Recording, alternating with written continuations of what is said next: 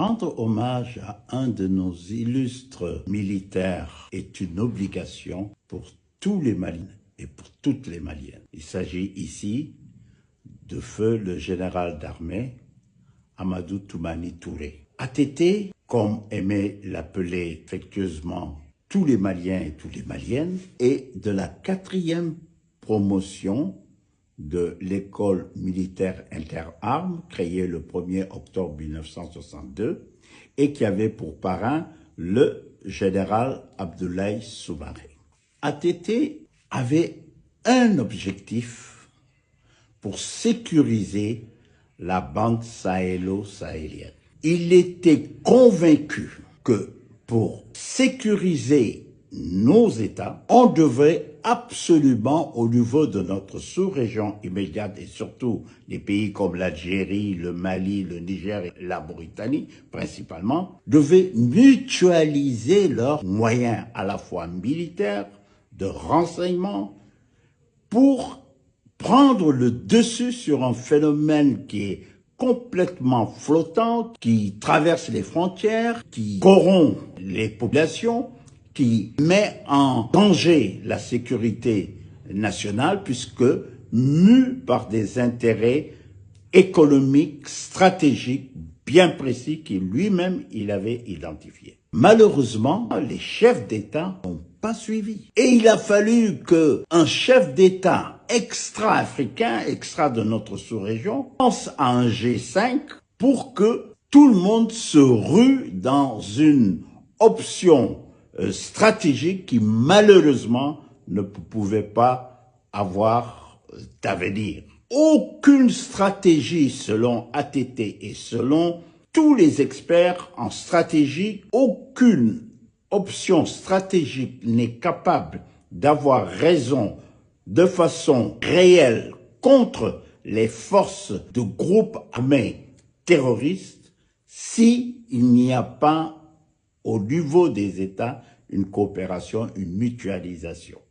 Le président ATT allait jusqu'à proposer la création d'un CEMOC, un comité d'état-major conjoint entre les États du Mali, de l'Algérie, de la Mauritanie et du Niger. Le président ATT est parti pour avertir le monde contre le danger de la déstabilisation de la Libye. Tous ces voyages qu'il faisait en Libye, mais c'était dans cette optique-là. Il avait compris que l'arsenal militaire libyen avait la possibilité de déstabiliser non seulement notre sous-région, mais toute l'Afrique. Actuellement, tous ceux qui ont été promoteurs de la déstabilisation de l'Afrique, de la Libye principalement, ont la grande responsabilité devant l'histoire, ont la grande responsabilité d'avoir mis le feu dans nos régions, histoire de nous déstabiliser, histoire d'avoir possession sur nos ressources. Donc, rendre hommage à un personnage de ce genre, c'est essentiel. Ça participe à la conception que nous avons dans notre armée,